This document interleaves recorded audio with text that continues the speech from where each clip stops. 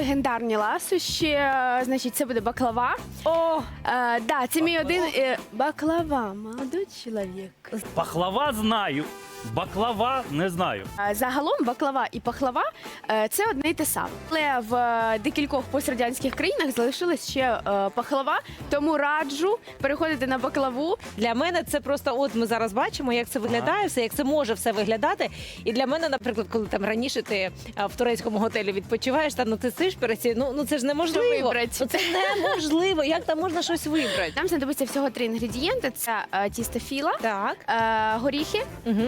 і вершкове масло. Так, зараз робимо сироп, додаємо водичку, цукор, да, і додаємо трішки меду і лимонний сік. Це буде наша така пропітка умовно для нашої баклави.